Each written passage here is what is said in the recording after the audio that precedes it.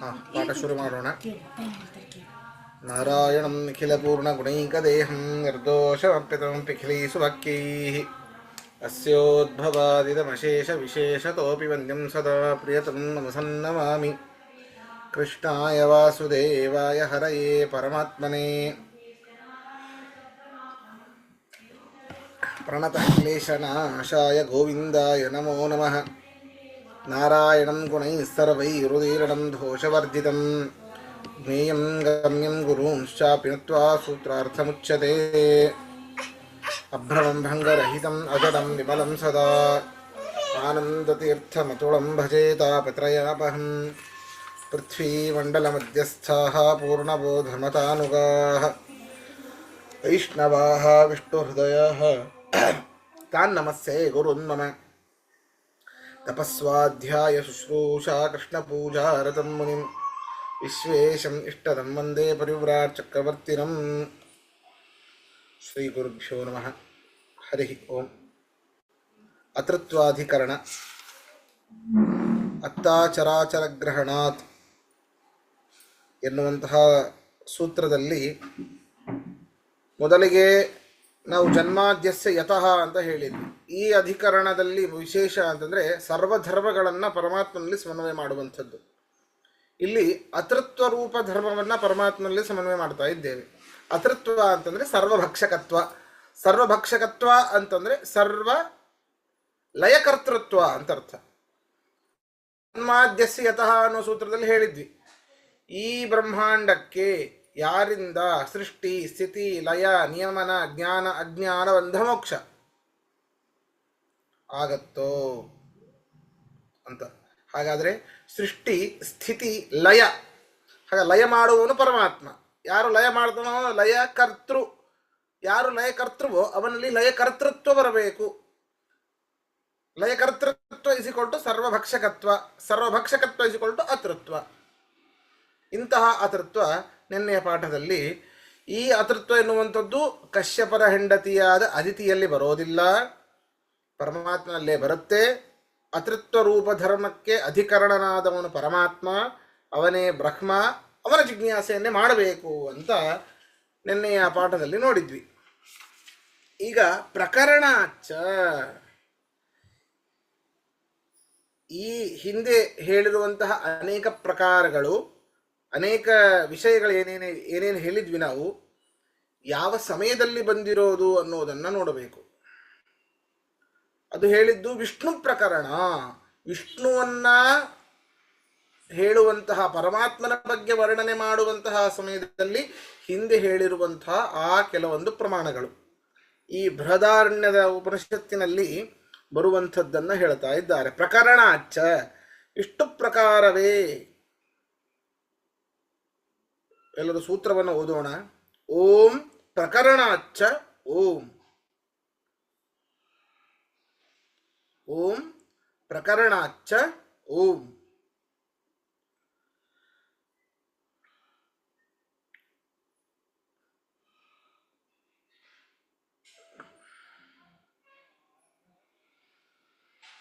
ಈ ಅತೃತ್ವ ಎನ್ನುವಂತಹ ಶಬ್ದ ವಿಷ್ಣುವನ್ನ ಹೇಳುವಂತಹ ಸಮಯದಲ್ಲಿ, ವಿಷ್ಣುವಿನ ವರ್ಣನೆ ಮಾಡುವಂತಹ ಸಮಯದಲ್ಲಿ ಬಂದಿರುವಂಥದ್ದು. ಆದ್ದರಿಂದಾಗಿ ಅತೃತ್ವವೂ ಕೂಡ ಆ ಪರಮಾತ್ಮನಲ್ಲಿಯೇ ಬರ್ತದೆ ಅಂತ ಇದರಲ್ಲಿ ಹೇಳ್ತಾ ಇದ್ದಾರೆ.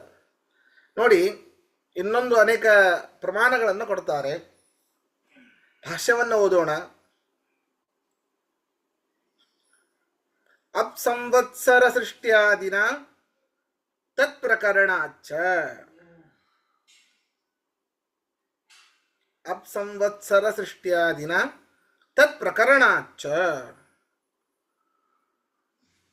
ನೇಹಾಸೀತ್ ಕಿಂಚನಾಪ್ಯಾದೌ ಮೃತ್ಯುರಾಸೀದ್ಧರಿಸ್ತದಾ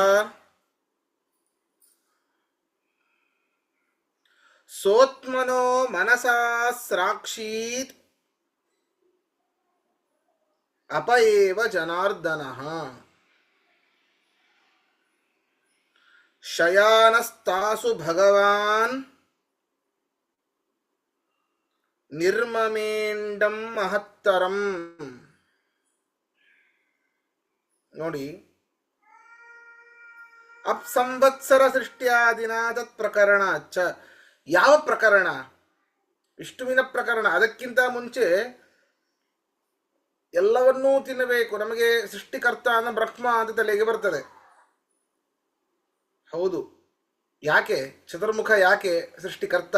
ಅವನಿಗೆ ಸೃಷ್ಟಿಯನ್ನ ಮಾಡಲಿಕ್ಕೆ ಅಧಿಕಾರ ಕೊಟ್ಟವನು ಪರಮಾತ್ಮ ಅಂತ.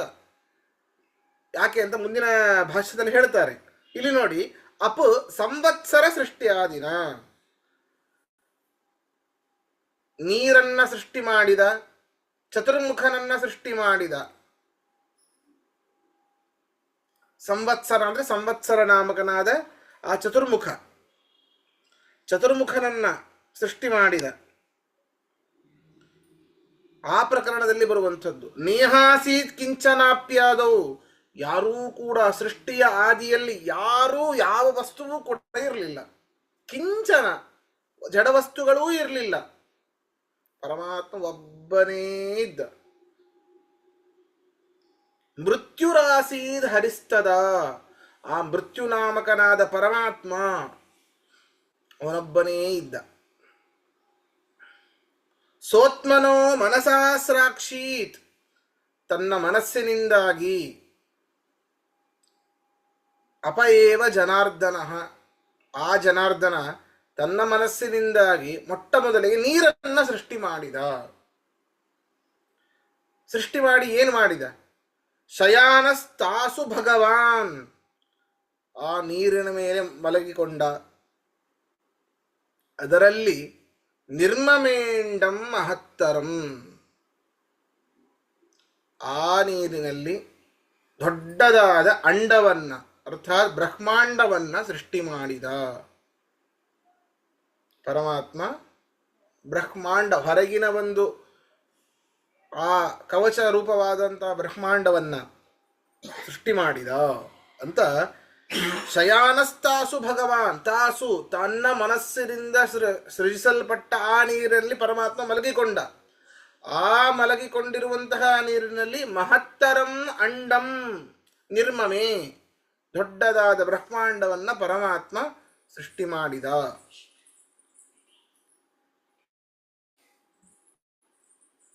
ಭಾಷ್ಯ ಹೇಳ್ತಾ ಇದ್ದಾರೆ ಮುಂದೆ.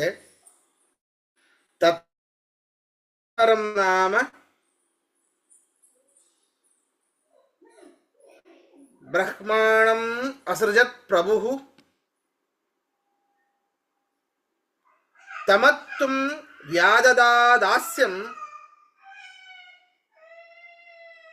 ತದಾಸೌ ವಿರುರಾವಃ.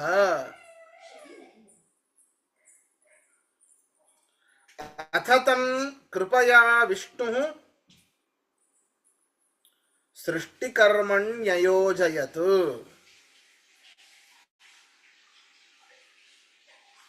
ಸೋಸೃಜದ್ ಭುವನಂ ವಿಶ್ವಂ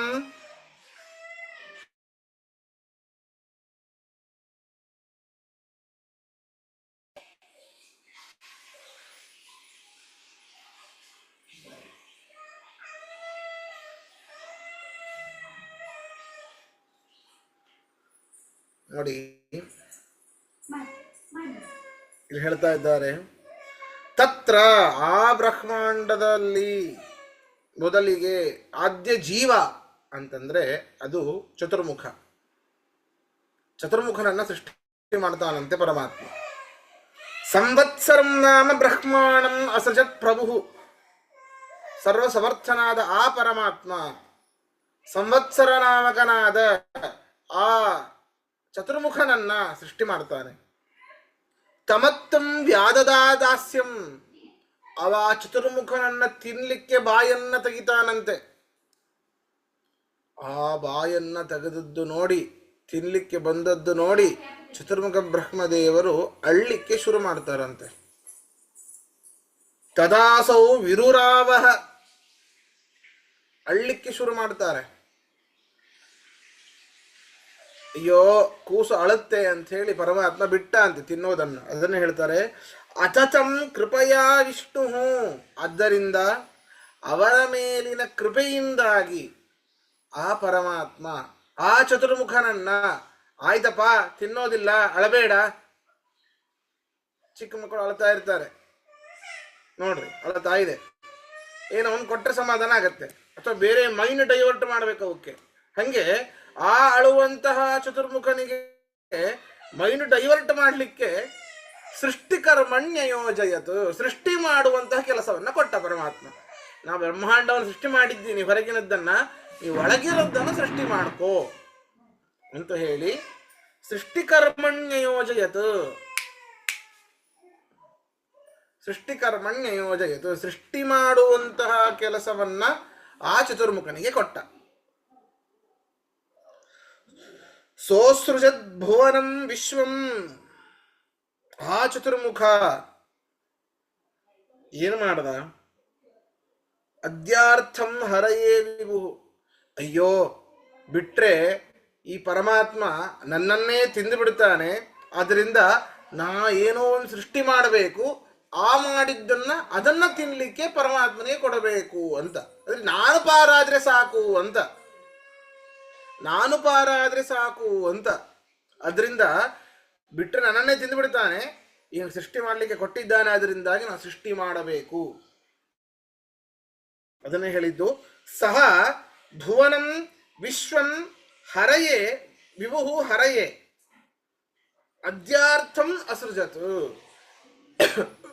ಈ ಇಡೀ ವಿಶಾಲವಾದ ಬ್ರಹ್ಮಾಂಡವನ್ನ, ಒಳಗಿನ ಒಂದು ಎಲ್ಲ ರೂಪರೇಷೆಗಳನ್ನ ಚತುರ್ಮುಖ ಸೃಷ್ಟಿ ಮಾಡ್ತಾನೆ. ಯಾಕೆ? ಅದ್ಯಾರ್ಥಂ ವಿಭು ಹರಯೇ, ಸರ್ವಸಮರ್ಥನಾದ ವಿಭು, ಸರ್ವತ್ರ ವ್ಯಾಪ್ತನಾದ ಆ ಪರಮಾತ್ಮನಿಗೆ ತಿನ್ಲಿಕ್ಕೋಸ್ಕರವಾಗಿ ಸೃಷ್ಟಿ ಮಾಡಿದ್ದು ಈ ಚತುರ್ಮುಖ. ತಿನ್ನೋ ಥರ ಅಲ್ಲ, ಲಯಕಾರಕ ಪರಮಾತ್ಮ. ಅದೇ ಸರ್ವಭಕ್ಷಕತ್ವ ಅತೃತ್ವ ಹಿಂದಿನದ್ದು, ಸರಿನಾ? ಆದ್ದರಿಂದ ಇಲ್ಲಿ ಮತ್ತೆ ಅದೇ ಬಂತು, ತಿನ್ಲಿಕ್ಕೆ ಅದ್ಯಾರ್ಥಂ ಅತೃತ್ವ ಬಂತು. ಇದು ಪ್ರಕರಣ, ಇದು ಪ್ರಕರಣ. ಅದ್ಯಾರ್ಥಂ ಹರಯೇ ವಿಭು ಇತಿ ಬ್ರಹ್ಮವೈವರ್ತೆ, ಬ್ರಹ್ಮವೈವರ್ತ ಪುರಾಣದಲ್ಲಿ ಬರುವಂತಹ ಶ್ಲೋಕವನ್ನ ಆಚಾರ್ಯರು ಕೋಟ್ ಮಾಡಿ ಹೇಳ್ತಾ ಇದ್ದಾರೆ. ಆದ್ದರಿಂದಾಗಿ ಈ ಒಂದು ಪ್ರಕರಣದಲ್ಲಿ, ಸೃಷ್ಟಿಯ ಪ್ರಕರಣದಲ್ಲಿ ನೀರಿನ ಸೃಷ್ಟಿ, ಆ ನೀರಿನಲ್ಲಿ ಬ್ರಹ್ಮಾಂಡದ ಸೃಷ್ಟಿ, ಅದಾದ ಮೇಲೆ ಚತುರ್ಮುಖ ಸಂವತ್ಸರ ನಾಮಕನಾದ ಚತುರ್ಮುಖನ ಸೃಷ್ಟಿ, ಆ ಬ್ರಹ್ಮಾಂಡ ಒಳಗಿನ ಸೃಷ್ಟಿ ಚತುರ್ಮುಖ ಮಾಡಿದ್ದು. ಹೀಗೆ ಈ ಸೃಷ್ಟಿಯ ಪ್ರಕರಣದಲ್ಲಿ ಬರುವಂಥದ್ದು ಸರ್ವಭಕ್ಷಕತ್ವ ಎನ್ನುವಂತಹ ಧರ್ಮ ಪರಮಾತ್ಮನಲ್ಲಿ ಇದೆ. ಅದರಿಂದ ಈ ಪ್ರಕರಣ ಅಚ್ಚ ಅಂತ. ಅದರಿಂದಾಗಿ ಅತೃತ್ವ ಎನ್ನುವಂಥದ್ದು ದ್ವಿತೀಯಲ್ಲ, ಕಶ್ಯಪರ ಹೆಂಡತಿಯಾದ ಅದಿತಿ ದೇವಿಯಲ್ಲಿ ಇಲ್ಲ, ಅದಿತಿ ದೇವಿಯಲ್ಲಿ ಇಲ್ಲ, ಮತ್ತೆ ಪರಮಾತ್ಮನಲ್ಲೇ ಇರೋದು. ಆದ್ದರಿಂದ ಅವನೇ ಬ್ರಹ್ಮ, ಅದರಿಂದ ಅವನ ಜಿಜ್ಞಾಸೆಯನ್ನೇ ಮಾಡಬೇಕು. ಪ್ರಶ್ನೆ ಇದ್ರೆ ಕೇಳಿ.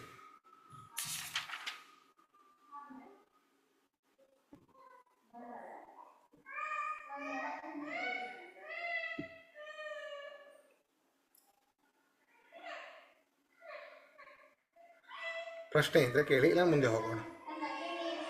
ಆಚಾರ್ಯ ಕ್ಷಮಿಸಿ, ಒಂದು 5 ನಿಮಿಷದ ಮುಂಚೆ ಜಾಯಿನ್ ಆದೆ. 10ನೇದು ಸೂತ್ರ ನಡೀತಾ ಇದೆಯಾ? ಯಾವುದು? ಹೌದು, 10ನೇ ಸೂತ್ರ. ಓಕೆ, ಸರಿ ಸರಿ ಆಚಾರ್ಯ, ಥ್ಯಾಂಕ್ ಯು. ಓಂ ಪ್ರಕರಣಾಚ್ಚ ಎನ್ನುವಂತಹ ಸೂತ್ರ. ಓಂ ಪ್ರಕರಣ.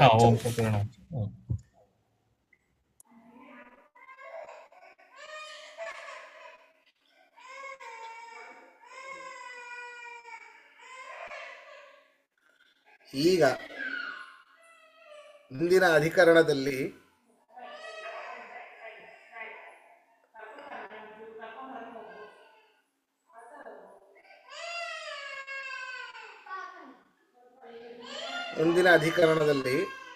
ನೋಡಿ, ಸರ್ವಕರ್ಮ ಫಲಭೋಕ್ತೃತ್ವ, ಎಲ್ಲಾ ಕರ್ಮಗಳ ಸಾರಭೋಕ್ತೃ ಪರಮಾತ್ಮ ಆಗಿದ್ದಾನೆ. ಎಲ್ಲ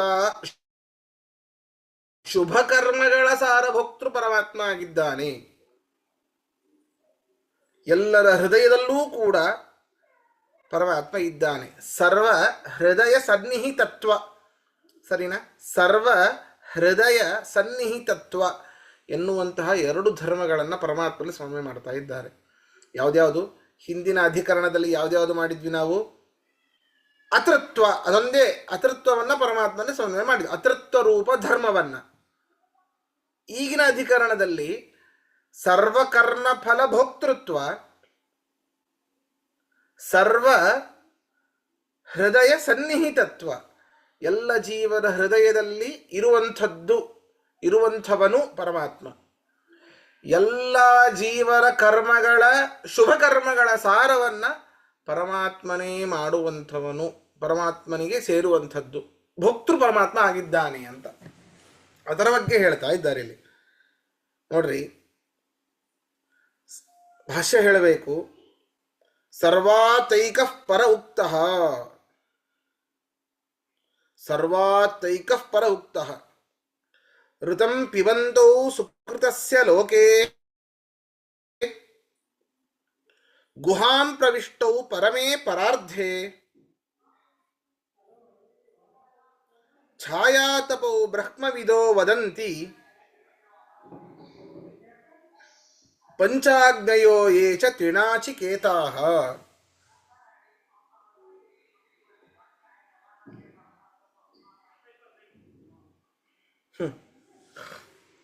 ಇತಿ ಪಿಬಂತೌ ಪ್ರತೀಯತೆ ತೌ ಕೌ ಇತಿ ಉಚ್ಯತೆ.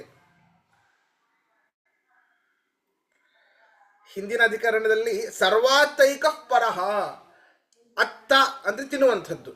ನಾನು ಹೇಳಿದೆ ಅತ್ತ ಚರಾಚರ ಗ್ರಹಣಾತ್ ಅಂತ ಬಂತು, ಹೌದಾ? ಓಂ ಅತ್ತ ಚರಾಚರ ಗ್ರಹಣಾತ್. ಅತ್ತ ಅಂತಂದ್ರೆ ತಿನ್ನುವಂಥವನು. ಸರ್ವಾತೈಕಃ ಪರ ಉಕ್ತಃ, ಎಲ್ಲವನ್ನ ತಿನ್ನುವಂಥವನು ಪರಹ, ಆ ಪರಮಾತ್ಮ ಅಂತ ಹಿಂದಿನ ಅಧಿಕರಣದಲ್ಲಿ. ಹಾಗಾದ್ರೆ ಅತೃತ್ವ ಪರಮಾತ್ಮನಿದೆ ಅಂತ ಹಿಂದೆ ಹೇಳಲಾಯಿತು. ಈಗ ಋತಂ ಪಿಬಂತೌ ಸುಕೃತಸ್ಯ ಲೋಕೆ, ಸುಕೃತ ಫಲವನ್ನ ಋತಂ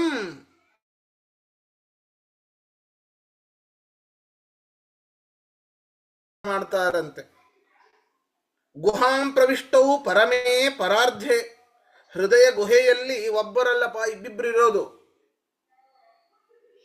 ಎಲ್ಲ ದೇಹಗಳಲ್ಲಿ ಏನು ಹೃದಯ ಇದೆ ಅದರಲ್ಲಿ ಒಬ್ಬರಲ್ಲ ಇಬ್ಬಿಬ್ಬರಿದ್ದಾರೆ. ಅವರಿಬ್ಬರೂ ಕೂಡ ಈ ಸುಕೃತದ ಒಳ್ಳೆಯ ಕರ್ಮದ ಫಲಭೋಕ್ತೃಗಳಾಗಿದ್ದಾರೆ ಅಂತ ಯಾರು ಹೇಳ್ತಾರೆ ಗೊತ್ತಾ? ಛಾಯಾತಪೋ ಬ್ರಹ್ಮವಿದೋ ವದಂತಿ. ಹೇಗೆ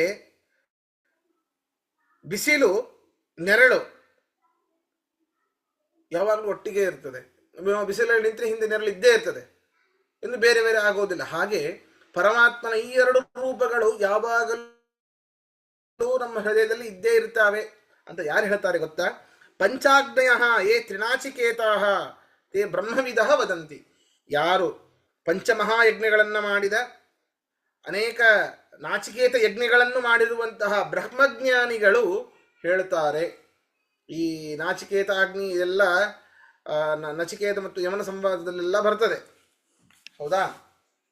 ಅಂತಹ ಯಜ್ಞಗಳನ್ನೆಲ್ಲ ಮಾಡಿದ ಮಹಾ ಬ್ರಹ್ಮಜ್ಞಾನಿಗಳಾದ ಋಷಿಮುನಿಗಳು ಹೇಳ್ತಾರೆ, ಹೃದಯ ಗುಹೆಯಲ್ಲಿ ಇಬ್ಬರಿದ್ದಾರೆ, ಆ ಇಬ್ಬರೂ ಕೂಡ ಸುಕೃತ ಕರ್ಮದ ಫಲವನ್ನ, ಒಳ್ಳೆಯ ಕರ್ಮದ ಫಲವನ್ನ ಭೋಗಿಸ್ತಾರೆ ಅಂತ. ಹಾಗಾದ್ರೆ ಅವರಿಬ್ಬರು ಯಾರು? ತೌ ಕೌ ಇತಿ ಪಿಬಂತೌ ಪ್ರತೀಯತೆ, ಇಬ್ಬಿಬ್ರು ಆ ಕರ್ಮ ಫಲದ ಸಾರಭೋಕ್ತೃಗಳಾಗಿದ್ದಾರೆ ಅಂತ ಕಾಣಿಸ್ತಾ ಇದೆ, ಹೇಳ್ತಾ ಇದ್ದಾರೆ. ಹಾಗಾದ್ರೆ ಅವರಿಬ್ಬರು ಯಾರು? ಒಬ್ಬ ಜೀವ, ಇನ್ನೊಬ್ಬ ಪರಮಾತ್ಮ ಅಂತ ನಮ್ಮ ತಲೆಯಲ್ಲಿ ಬರ್ತದೆ. ಆದ್ರೆ ಅದಕ್ಕೆ ಹೇಳ್ತಾ ಇದ್ದಾರೆ ಸರ್ವಥಾ ಅಲ್ಲ.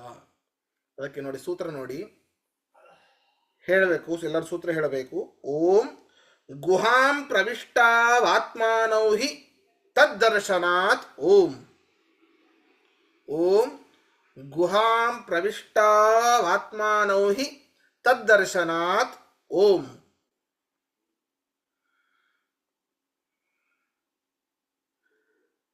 ಸೂತ್ರ ಅರ್ಥ ಏನು? ಗುಹಾಂ, ನಮ್ಮ ಹೃದಯ ಗುಹೆಯನ್ನ ಪ್ರವಿಷ್ಟೌ, ಆ ಪ್ರವೇಶಿಸುವಂತಹ ಇಬ್ಬರೇನಿದ್ದಾರೆ ಅವರು ಆತ್ಮಾನೌ, ಇಬ್ಬರು ಆತ್ಮರೇ. ಆತ್ಮರು ಎಂಬ ಪರಮಾತ್ಮನ ಭಗವದ್ರೂಪಗಳು. ಹಿ, ಅದು ಪ್ರಸಿದ್ಧ ಅಪ. ಅದು ಯಾಕೆ? ತದ್ದರ್ಶನಾತ್, ಅದೇ ಅರ್ಥವನ್ನ ಹೇಳುವಂತಹ ಅನೇಕ ವೇದಗಳು ಇವೆ. ದರ್ಶನ ಅಂತಂದ್ರೆ ವೇದ, ಶಾಸ್ತ್ರ ಅಂತ ಅರ್ಥ. ಅದರಿಂದಾಗಿ ವೇದದಲ್ಲಿ ನಮ್ಮ ಒಬ್ಬ ದೇಹದಲ್ಲಿಂತಹ ಹೃದಯ ಗುಹೆಯಲ್ಲಿ ಇಬ್ಬರಿದ್ದಾರೆ ಅಂತ ಅನೇಕ ಬ್ರಹ್ಮವಿದ ಜ್ಞಾನಿಗಳೆಲ್ಲ ಹೇಳ್ತಾರೆ. ಆ ಬೇರೆ ಎಲ್ಲ ಪರಮಾತ್ಮನ ಎರಡು ರೂಪಗಳೇ. ನೋಡಿ ಮುಂದೆ ಭಾಷ್ಯ ನೋಡಿ, ಇದರಲ್ಲಿ ಗೊತ್ತಾಗತ್ತೆ. ಗುಹಾಂ ಪ್ರವಿಷ್ಟೌ ಪಿಬಂತೌ ವಿಷ್ಣುರೂಪೇ ಏವ. ಎಲ್ಲರೂ ಹೇಳಬೇಕು ಭಾಷ್ಯವನ್ನ. ಗುಹಾಂ ಪ್ರವಿಷ್ಟೌ ಪಿಬಂತೌ ವಿಷ್ಣುರೂಪೇ ಏವ.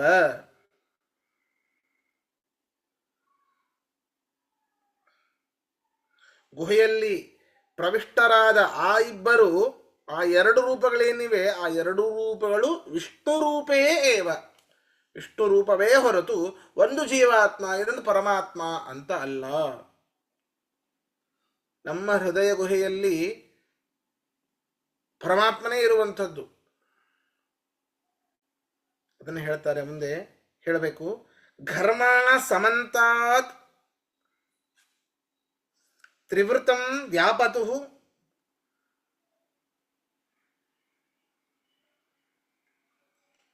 ತಯೋರ್ಜುಷ್ಟಿಂ ಮಾತರಿಶ್ವಾ ಜಗಾಮ.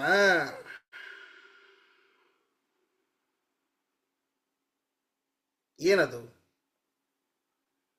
ಘರ್ಮ ಅಂತಂದ್ರೆ ಪ್ರಕಾಶಮಾನವಾದ ಸ್ವರೂಪವುಳ್ಳವರು ಅವರಿಬ್ಬರು. ಎಲ್ಲಿ? ಒಂದು ಮೂಲೆಯಲ್ಲಿ ಮಾತ್ರ ಪ್ರಕಾಶ, ಓ ದೀಪದ ಹಾಗೆ ಇಲ್ಲ. ಸಮಂತ, ಸುತ್ತಲೂ ಪ್ರಕಾಶಮಾನವಾದ ಅಂತಹ ಶಕ್ತಿ ಉಳ್ಳವರು ಅವರಿಬ್ಬರು.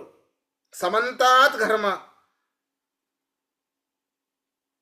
ತ್ರಿವೃತಂ, ಮೂರು ವಿಧವಾದ ತೇಜಸ್ಸಿನಿಂದ ಸುತ್ತುವರಿಯಲ್ಪಟ್ಟಿದ್ದಾರೆ.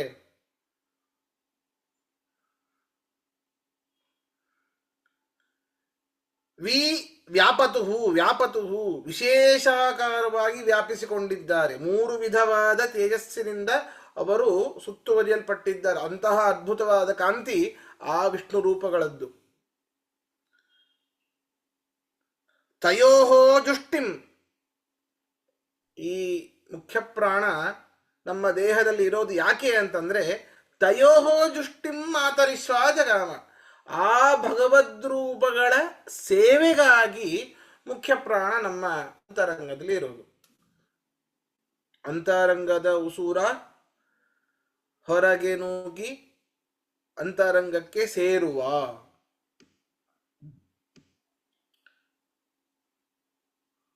ಹೀಗೆ ನಮ್ಮ ಉಸುರನ್ನ ಹೊರಗೆ ಒಳಗೆ ತಗೊಳ್ಳುವಂತಹ ಕೆಲಸ ಮಾಡೋದು, ಇದು ಪರಮಾತ್ಮನ ಸೇವೆ ಎನ್ನುವಂಥ ಭಾವನೆಯಿಂದ ಮಾಡೋದು ಮುಖ್ಯ ಪ್ರಾಣ ದೇವರು. ತಯೋಹೋ ಜುಷ್ಟಿಂ, ಜುಷ್ಟಿ ಅಂದ್ರೆ ಸೇವೆ ಅಂತ ಅರ್ಥ. ಮಾತರಿಶ್ವ ಜಗಾಮ, ಮುಖ್ಯ ಪ್ರಾಣ ದೇವರು ಬಂದು ನಮ್ಮ ದೇಹದಲ್ಲಿ ಕುಳಿತಿರೋದು ಯಾಕೆ? ಆ ಎರಡು ಪರಮಾತ್ಮನ ರೂಪಗಳ ಸೇವೆಗಾಗಿ ಮುಖ್ಯ ಪ್ರಾಣ ದೇವರು ನಮ್ಮ ಶರೀರದಲ್ಲಿ ಕುಳಿತಿರುವಂಥದ್ದು ಅಂತ ಇವೇ ಮೊದಲಾದ ಋಗ್ವೇದದ ಮಂತ್ರಗಳಿವೆ. ಅದರಿಂದಾಗಿ ನಮ್ಮ ಹೃದಯ ಗುಹೆಯಲ್ಲಿ ಇರುವಂಥ ಒಬ್ಬ ಜೀವ ಒಬ್ಬ ಪರಮಾತ್ಮ ಅಲ್ಲ, ಇಬ್ಬರೂ ಪರಮಾತ್ಮನ ರೂಪಗಳೇ, ಎರಡೂ ಕೂಡ ಪರಮಾತ್ಮನ ರೂಪಗಳೇ. ತದ್ದರ್ಶನಾತ್, ಈ ರೀತಿ ಎರಡು ರೂಪಗಳನ್ನ ಹೇಳಿದ್ದಾರೆ. ಸರಿನಾ? ಇದರಲ್ಲಿ ಏನಾದ್ರು ಪ್ರಶ್ನೆ ಇದ್ರೆ ಕೇಳಿ, ಮುಂದಿನ ಒಂದು ಇದಕ್ಕೆ ಭಾಷ್ಯಕ್ಕೆ ಹೋಗೋಣ. ಇದೆಲ್ಲ ಪ್ರಾತ ಸಂಕಲ್ಪದಲ್ಲಿ ಹೇಳಿದಾರಲ್ವಾ? ಹೌದು ಹೌದು ಹೌದು.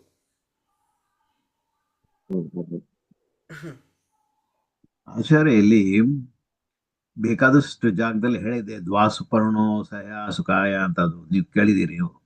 ಅದ್ರಲ್ಲಿ ಒಂದು ಬಿಂಬ, ಇನ್ನೊಂದು ಪ್ರತಿಬಿಂಬ ಅಂತ ಹೃದಯ ವ್ಯಾಯಾಮ ಅಂತ ಹಾಕಿರುತ್ತೆ.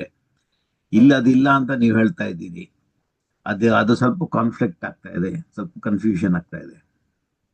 ಇಲ್ಲಿ ನಮ್ಮ ಶಾಸ್ತ್ರ ಏನು ಅಂತಂದ್ರೆ, ಜೀವನೂ ಕೂಡ ಪರಮಾತ್ಮನ ಸ್ವರೂಪವೇನೆ. ನಾವು ಅಂಶಾಂಶಿ ಭಾವವನ್ನು ಒಪ್ತೇವೆ. ಪರಮಾತ್ಮ ಅಂಶಿ, ನಾವು ಪರಮಾತ್ಮನ ಒಂದು ಅಂಶ. ಹಾಗಾದ್ರೆ ಅವನು ಬಿಂಬ, ನಾವು ಪ್ರತಿಬಿಂಬ ಅಷ್ಟೇ. ಸರಿ, ಸಂತೋಷ, ಧನ್ಯವಾದ. ಕ್ಷಮಿಸಿ ಆಚಾರ್ಯ, ಅದು ಅದೇ ಪ್ರಶ್ನೆ, ಬಟ್ ಫರ್ದರ್ ಕನ್ಫ್ಯೂಷನ್. ಅಂಶಿ ಹಂಗಂದಾಗ ಅದು ಸ್ವಲ್ಪ ಅದ್ವೈತದ ಕಡೆಗೆ ಹೊಟ್ಟೋದಂಗೆ ಅನ್ಸ್ಬಿಡುತ್ತೆ ನನಗೆ. ನಾವು ಪರಮಾತ್ಮ ಒಂದೇ ಅನ್ನೋದಾಗತ್ತೆ ಅನ್ನೋದಾದ್ರೆ, ಇಲ್ಲ ಮೂರಿದೆ ಅನ್ನೋದಾದ್ರೆ ಪರವಾಗಿಲ್ಲ ಅನ್ಸುತ್ತೆ. ಆತ್ಮ ಅಲ್ಲ, ಎರಡು ಒಂದೇ ಪರಮಾತ್ಮ ಯಾವುದರಲ್ಲಿ? ಒಂದೇ ಯಾವುದರಲ್ಲಿ? ಹೃದಯ ಅವನು ಗುಹೆಯಲ್ಲಿ. ಜ್ಞಾನಾನಂದ ಸ್ವರೂಪ, ನಾವು ಜ್ಞಾನಾನಂದ ಸ್ವರೂಪರೇನೆ, ಆದ್ರೆ ಅವನಷ್ಟು ಅಲ್ಲ. ಹ್ಮ್ ಹ್ಮ್ ಹ್ಮ್ ನಾವು ಅಭೇದವನ್ನು ಒಪ್ಪುತ್ತೇವೆ, ಆದರೂ ಭೇದವನ್ನು ಒಪ್ಪುತ್ತೇವೆ. ಅಭೇದೇಪಿ ಭೇದ ಕಾರ್ಯಕಾರಿ ವಿಶೇಷ, ಒಂದು ವಿಶೇಷವನ್ನು ಒಪ್ಪುತ್ತೇವೆ. ಬಹಳ ಸೂಕ್ಷ್ಮ ಇದು. ಅದೇನೆ. ಬಹಳ ಹೌದಾ? ನಾವು ಪರಮಾತ್ಮನ ಈಗ ನೋಡಿ, ಪರಮಾತ್ಮನ ಸ್ವರೂಪ ಆಗದೇ ಹೋದ್ರೆ, ಈಗ ನಾವು ಸಾಯುಜ್ಯ, ಸಾರೂಪ್ಯ, ಸಹಭೋಗ ಅಂತ ಅನೇಕ, ಮೋಕ್ಷದಲ್ಲಿ ಅನೇಕ ವೆರೈಟಿಗಳಿವೆ. ಕರೆಕ್ಟ್. ಅಲ್ಲಿ ಹೋಗ್ಲಿಕ್ಕೆ ಆಗೋದಿಲ್ಲ. ಸಾರೂಪ್ಯ ಅಂತಂದ್ರೆ ಏನು? ಸಮಾನ ರೂಪತೆ. ಪರಮಾತ್ಮನ ರೂಪವೇ ಬರುತ್ತೆ ನಮಗೆ. ನಾವು ಚತುರ್ಭುಜರಾಗ್ತೇವೆ, ನಾವು ಶಂಖಚಕ್ರಧಾರಿಗಳಾಗ್ತೇವೆ. ಆ ಒಂದು ಮೋಕ್ಷಕ್ಕೆ ಹೋಗುವಂತಹ ಶುಭ ಕರ್ಮವನ್ನ ಮಾಡಿದ್ದರೆ, ಹಾಗಾದ್ರೆ ಆ ರೂಪ ಆಗಬೇಕು ಅಂತಾದರೆ ನಾವು ಮೊದಲಿಂದಲೂ ಪರಮಾತ್ಮನ ಒಂದು ಅಂಶ ಅದು ಇರಲೇಬೇಕಲ್ವ? ಆದರೆ ನಾವು ಅಲ್ಲಿಗೆ ಹೋದ ಮೇಲೂ ಕೂಡ ನಮಗೆ ಸಾರೂಪ್ಯತೆ ಬಂದರೂ ಕೂಡ ನಾವು ಪರಮಾತ್ಮನ ಸಮಾನ ರೂಪರಲ್ಲ, ಎಷ್ಟೋ ಅಲ್ಪಗುಣರು ನಾವು. ಅಲ್ಲೂ ತಾರತಮ್ಯ ಉಳ್ಕೊಂಡು. ಹೌದು ಹೌದು ಹೌದು ಹೌದು ಹೌದು. ಸರಿ ಸರಿ ಆಚಾರ್ಯ, ತುಂಬಾ ಸೂಕ್ಷ್ಮ. ಮುಂದೆ ನೋಡಿ, ಎಲ್ಲರಿಗೂ ಗೊತ್ತಿರುವಂತ ಹೇಳಿ ವಾದರಾಜ. ಇಲ್ಲ ಇಲ್ಲ ಇಲ್ಲ, ಅಷ್ಟೇ ಅಷ್ಟೇ, ಥ್ಯಾಂಕ್ ಯು. ಸರಿ, ಮುಂದೆ ನೋಡಿ, ಹೇಳಬೇಕು ಭಾಷ್ಯವನ್ನ. ಆತ್ಮಾಂತರಾತ್ಮೇತಿ ಹರಿಹಿ ಏಕ ಏವ ದ್ವಿಧಾ ಸ್ಥಿತಃ ನಿವಿಷ್ಟೋ ಹೃದಯೇ ನಿತ್ಯಂ ರಸಂ ಪಿಬತಿ ಕರ್ಮಜಂ ಇತಿ ಬೃಹತ್ ಸಂಹಿತಾಯಾಂ. ಶುಭಂ ಪಿಬತ್ಯಸೋ ನಿತ್ಯಂ ನಾಶುಭಂ ಸ ಹರಿಪ್ಪಿಬೇತ್. ಪೂರ್ಣಾನಂದಮಯಸ್ಯಾಸ್ಯ ಚೇಷ್ಟಾ ನ ಜ್ಞಾಯತೆ ಕ್ವಚಿತ್ ಇತಿ ಪಾದ್ಮೆ. ಯೋ ವೇದ ನಿಹಿತಂ ಗುಹಾಯಾಂ ಇತ್ಯಾದಿನ ಪ್ರಸಿದ್ಧಂ ಹಿ ಶಬ್ದೇನ ದರ್ಶಯತಿ. ಈ ಎಲ್ಲ ಪ್ರಮಾಣಗಳು ಯಾವುದರಿಂದ ಗೊತ್ತಾಗತ್ತೆ ಗೊತ್ತಾ? ಈ ಸೂತ್ರದಲ್ಲಿ ಓಂ ಗುಹಾಂ ಪ್ರವಿಷ್ಟೌ ಆತ್ಮಾನೌ ಹಿ ತದ್ದರ್ಶನಾತ್, ಅಲ್ಲಿ ಹಿ ಶಬ್ದ ಇದೆ. ಹಿ ಶಬ್ದದಿಂದಾಗಿ ಇಷ್ಟೆಲ್ಲ ಗೊತ್ತಾಗತ್ತೆ ಅಂತ ಆಚಾರ್ಯ ಬರಿತಾ ಇದ್ದಾರೆ. ಇಷ್ಟೆಲ್ಲ ಆತ್ಮ ಅಂತರಾತ್ಮ, ಆತ್ಮ ಮತ್ತು ಪರಮಾತ್ಮ ಎನ್ನುವಂತಹ ಎರಡು ರೂಪಗಳಿಂದ ಪರಮಾತ್ಮನೇನೇ ಸ್ಥಿತನಾಗಿದ್ದಾನೆ ನಮ್ಮ ದೇಹದಲ್ಲಿ. ಹರಿ ಏಕ ಏವ ದ್ವಿಧಾ ಸ್ಥಿತ, ಪರಮಾತ್ಮನೇನೆ ಎರಡು ರೂಪದಲ್ಲಿ ಇದ್ದಾನೆ. ನಿವಿಷ್ಟೋ ಹೃದಯೇ ನಿತ್ಯಂ, ಯಾವಾಗಲೂ ನಮ್ಮ ಹೃದಯದಲ್ಲಿಯೇ ಇರ್ತಾನೆ. ಇದ್ದೇನ್ ಮಾಡ್ತಾನಪ್ಪ? ರಸಂ ಪಿಬತಿ ಕರ್ಮಜಂ, ಎಲ್ಲ ಕರ್ಮಗಳ ಸಾರವನ್ನ ಅವನು ಸ್ವೀಕಾರ ಮಾಡ್ತಾನೆ ಅಂತ ಬ್ರಹ್ಮವೈವರ್ತ ಪುರಾಣದಲ್ಲಿದೆ. ಅಯ್ಯೋ, ಎಲ್ಲ ಕರ್ಮಗಳ ಸಾರವನ್ನು ಭೋಗ ಮಾಡ್ತಾನೆ ಅಂತಂದ್ರೆ, ಒಳ್ಳೆಯ ಕರ್ಮದ ಸಾರ ಪುಣ್ಯ, ಅದನ್ನ ಭೋಗ ಮಾಡಿಸ್ತಾನೆ ಸರಿ. ಪಾಪ, ಕೆಟ್ಟ ಕರ್ಮದ ಸಾರ ಪಾಪ, ಅದನ್ನೂ ಭೋಗ ಮಾಡ್ತಾನ, ಅದನ್ನು ಸ್ವೀಕಾರ ಮಾಡ್ತಾನೆ ಪರಮಾತ್ಮ ಅಂತಂದ್ರೆ ಇಲ್ಲ. ಶುಭಂ ಪಿಬತ್ಯಸೋ ನಿತ್ಯಂ ಅಶುಭಂ ಸ ಹರಿಪ್ಪಿಬೇತ್. ಶುಭ ಕರ್ಮದ ಫಲವಾದ ಪುಣ್ಯವನ್ನ ಮಾತ್ರ ಸ್ವೀಕಾರ ಮಾಡ್ತಾನೆ ಹೊರತು ಅಶುಭ ಕರ್ಮದ ಫಲವಾದ ಪಾಪವನ್ನ ಪರಮಾತ್ಮ ಸ್ವೀಕಾರ ಮಾಡೋದಿಲ್ಲ. ಯಾಕೆ? ಅಚಿಂತ್ಯದ್ಭುತ ಶಕ್ತಿಮತ್ವಾತ್, ಅವನ ಅದ್ಭುತವಾದ ಶಕ್ತಿ ಅವನದ್ದು. ಪೂರ್ಣಾನಂದಮಯಸ್ಯಾಸ್ಯ ಚೇಷ್ಟಾನ ಜ್ಞಾಯತೆ. ಯಾಕೆ ಹಾಗೆ ಮಾಡ್ತಾನೆ ಗೊತ್ತಾಗೋದಿಲ್ಲ ರೀ. ಅವನು ಪೂರ್ಣಾನಂದಮಯ, ಜ್ಞಾನಾನಂದಮಯ ಸ್ವರೂಪ ಅವನು, ಅದರಿಂದ ಪರಿಪೂರ್ಣನಾಗಿದ್ದಾನೆ. ಆದ್ದರಿಂದ ಚೇಷ್ಟಾನ ಜ್ಞಾಯತೆ ಕ್ವಚಿತ್, ಅವನ ಕೆಲವೊಂದು ಕ್ರಿಯೆಗಳು ಸ್ವಲ್ಪವೂ ಕೂಡ ನಮಗೆ ಗೊತ್ತಾಗೋದಿಲ್ಲ ಸರಿಯಾಗಿ. ನ ಜ್ಞಾಯತೆ ಕ್ವಚಿತ್, ಸ್ವಲ್ಪವೂ ಕೂಡ ನಮಗೆ ಅವನ ಕ್ರಿಯೆಗಳು ಗೊತ್ತಾಗೋದಿಲ್ಲ. ಆದ್ದರಿಂದ ಯಾಕೆ ಗೊತ್ತಾಗೋದಿಲ್ಲ? ಅವನ ಬಗ್ಗೆ ಗೊತ್ತಾಗೋದಿಲ್ಲ ನಮಗೆ. ಅವನು ಗೊತ್ತಾದ್ರೆ ಅವನು ಮಾಡುವಂತಹ ಕ್ರಿಯೆಗಳ ಬಗ್ಗೆ ಗೊತ್ತಾಗಬೇಕು, ಅವನೇ ಗೊತ್ತಾಗೋದಿಲ್ಲ ನಮಗೆ. ಯೋ ವೇದ ನಿಹಿತಂ ಗುಹಾಯಾಮ್, ಯಾರು ತಿಳಿದಾರಪ್ಪ ನಮ್ಮ ನಮ್ಮ ಆ ಹೃದಯ ಗುಹೆಯಲ್ಲಿ ಇರುವಂತಹ ಪರಮಾತ್ಮನನ್ನ? ಯೋ ವೇದ ಕ್ವಶನ್ ಮಾರ್ಕ್, ಯಾರು ತಿಳಿದಿದ್ದಾರೆ ಅಂತ ಇದೇ ಮೊದಲಾದ ವೇದಗಳು ಹೇಳ್ತಾ ಇವೆ, ಪುರಾಣಗಳು ಹೇಳ್ತಾ ಇವೆ. ಅದರಿಂದಾಗಿ ಅವನು ಗೊತ್ತಾಗೋದಿಲ್ಲ, ಆದ್ದರಿಂದ ಅವನ ಒಂದು ಕ್ರಿಯೆಗಳು ಗೊತ್ತಾಗೋದಿಲ್ಲ. ಅವನ ಕ್ರಿಯೆಗಳು ಗೊತ್ತಾಗೋದಿಲ್ಲ ಯಾಕೆ? ಅವನು ಪೂರ್ಣಾನಂದಮಯ, ಸರ್ವಶಕ್ತಿಮತ್ವ ಆಗಿದ್ದಾನೆ, ಸರ್ವಶಕ್ತಿವಂತನಾಗಿದ್ದಾನೆ. ಆದ್ದರಿಂದ ಅವನು ಶುಭ ಕರ್ಮದ ಫಲವಾದ ಪುಣ್ಯವನ್ನು ಮಾತ್ರ ಸ್ವೀಕಾರ ಮಾಡ್ತಾನೆ. ಆದ್ದರಿಂದ ಪರಮಾತ್ಮನೇನೆ ಒಂದೇ ದೇಹದಲ್ಲಿ ಎರಡು ರೂಪದಿಂದ ಇದ್ದಾನೆ ಅಂತ ಆಚಾರ್ಯರಲ್ಲಿ ಸಮರ್ಥನೆ ಮಾಡ್ತಾ ಇದ್ದಾರೆ. ಪ್ರಶ್ನೆ ಇದ್ರೆ ಕೇಳಿ.